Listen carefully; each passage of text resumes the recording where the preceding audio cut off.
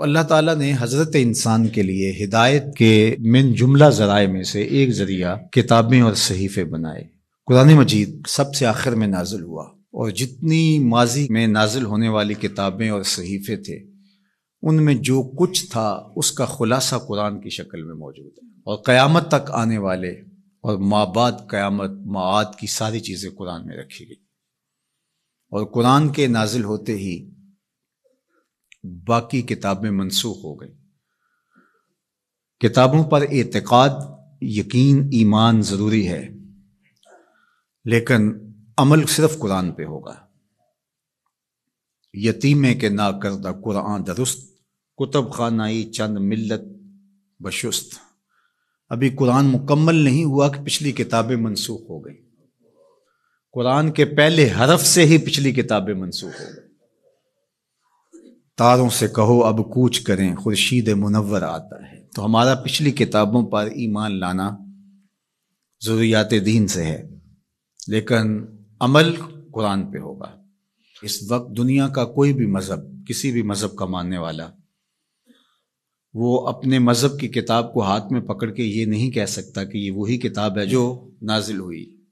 وہ بھی کہتے ہیں کہ جناب اس میں ضرور کمی بیشی ہے، کوئی تھوڑی مانتا ہے، کوئی زیادہ مانتا ہے، لیکن آنکھیں بند کر کے قرآن مجید کا نسخہ ہاتھ میں پکڑ کے حضور کا غلام کہہ سکتا ہے یہ وہی کتاب ہے، من و عن، حرف بحرف، بغیر کسی تغیر اور تبدل کے، جو میرے رسول کے سینے پہ نازل ہوئی ہے۔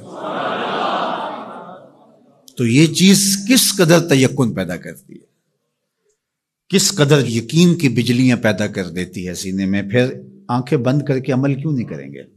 کتاب پر ایمان لانے کا مطلب پوری کتاب پر ایمان لانا، اس کے تقاضوں پر ایمان لانا، اس کے احکام کو ماننا، اور اس کے نواہی سے اجتناب کرنا، یہ تقاضا ہے اس ایمان کا۔ تو یہ نہیں کہ جو چیز سمجھ میں آئے، پسندیدہ ہو، نفس پر شاک نہ ہو، نفس کو مرغوب ہو، محبوب ہو، اس پر تو عمل بھی ہو، اس پر بات بھی ہو، اور جو چیز نفس پر شاک ہو تو اس کو جو ہے وہ چھوڑ دیا جائے۔ تو یہ ایمان کا مفہوم نہیں ہے۔ ایمان کا مفہوم یہ ہے کہ پوری کتاب پہ ایمان لایا جائے۔ اور جبریل امین حضور کے قلب اطہر پر القاء کیا ہے قرآن کو، حضور کی زبان پہ نہیں اترا، حضور کے دل پہ اترا ہے۔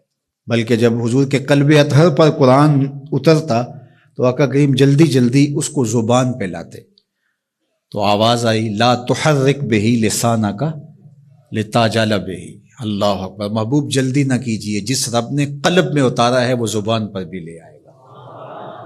تو وہ حرف و صوت سے مرکب نہیں تھا، وہ ایک کیا اس کے لیے لفظ کہیں، چونکہ یہاں لفظ بھی دم توڑتے ہیں، یہاں حرف بھی سوختہ پا ہیں، جہاں تخیل کا مرغ عقل بھی تھک کے گر جاتا ہے۔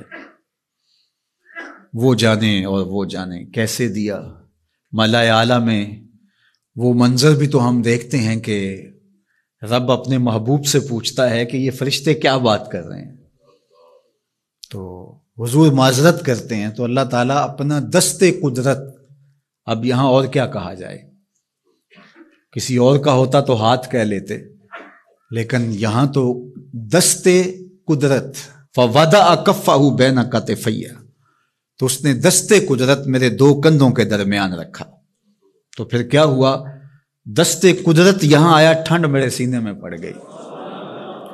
اللہ اکبر، فعلمت ما فی السماوات والارض، تو پھر کوئی کائنات کی چیز رہی نہ جو میرے سینے میں ڈال نہ دی گئی ہو۔ تو یہ ایک اور کیفیت ہے، اس کو آپ اس تدریس سے، یہ جو پھٹی کے ایک طرف استاد ہوتا ہے اور دوسری طرف شاگرد ہوتا ہے، درمیان میں نصاب پڑا ہوتا ہے، ایک یہ ہے، یہ طریق ہے، یہ بھی درست ہے، اس کا انکار نہیں ہے، لیکن یہ کیفیت اور ہے۔ ابسط ردا کا یا ابا ہریرہ، ابو ہریرہ کہا حضور مسئلہ بہت ہے، بہت کچھ سنتا ہوں، پتہ نہیں جاتا کہاں ہے، کہا چادر بچھاؤ۔ اللہ اکبر، مسئلہ کیا ہے مجھے یاد نہیں رہتا، کہا چادر بچھا لو۔ ابو ہریرہ رضی اللہ تعالیٰ عنہ چادر بچھا لیتے، حضور ایسے کچھ بھرا اور ایسے ڈال دیا، کہا اس کو سمیٹ لے اور سینے سے جوڑ لے۔ حضرت ابو ہریرہ فرماتے ہیں اس کے بعد میں بھولا نہیں ہوں۔ تو وہ کیا ڈالا تھا جو ایسے ڈالا تھا؟ اللہ اکبر۔ تو یہ ساری چیزیں صوت و آہنگ سے جڑی نہیں ہوتی، کچھ چیزیں نظروں سے بھی پلائی جاتی ہیں، اور وہ صفحہ و کرتاس پہ نہیں لکھی جاتی، وہ لوح دل پہ لکھی جاتی ہیں۔ اس لیے فرمایا کہ ہم نے آپ کے سینے پہ قرآن نازل کیا، اور اس کی وجہ بھی بیان کی، اس لیے کہ ہم آپ کے سینے کو قرار عطا کریں، تسکین ملے، قرار ملے، مضبوط کریں آپ کے سینے کو۔ اللہ اکبر۔ تو حق ہے اس کتاب کا ایمان، اور ایمان بھی مکمل کامل اور اکمل۔